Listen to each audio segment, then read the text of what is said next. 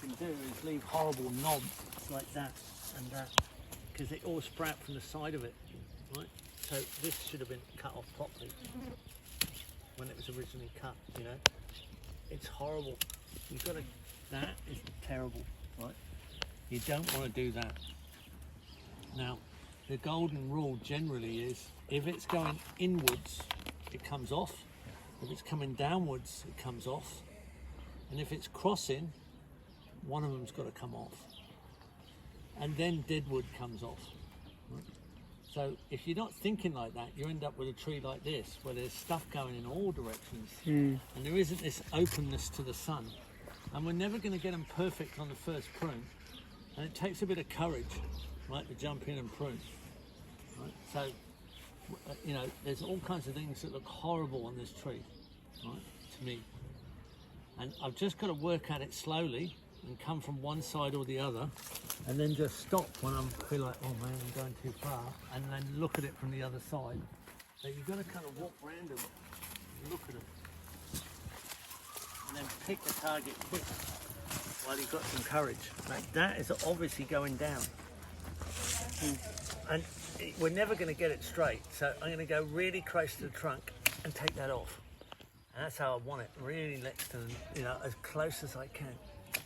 Right? Then it won't grow little branches off the knoll. Now, that's obviously never going to do anything. It's just a waste of energy for the tree. And we want the tree to fruit, so these guys are all coming off. They're all coming in and all coming off. Right, and we're going to open this up like this, right?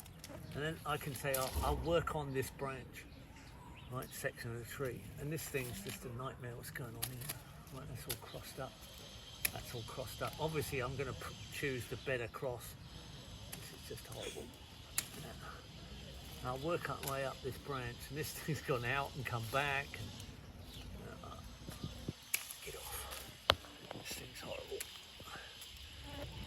And then the more I look at it, with all these dead wood on the end of this thing, I'm not sure that any of it's ever going to come good, really. Really. This is horrible. And there's little bits of dead wood everywhere. And that's horrible, going straight in there. That means that's horrible too. And that top section there is like just a gnarly little branch. I'm not sure that any of that's going to come good up there. So I'm just going to take it all off and have another look.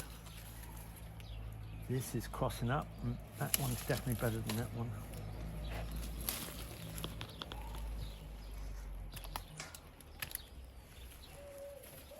So you prune just before the growing season? You prune after the fruit, but they're fruiting now, and you guys are here now, so there's nothing I can do about that. But everybody here would just want you to leave everything on that might have fruit on it. You know, and that's just not what we need to do. We need to get the tree. Even if we don't get many fruit this year, we want more. This is a crosser, it's going to cross with the others. You take it away like that. Now we've got this mess over here. Oh my goodness, look at it.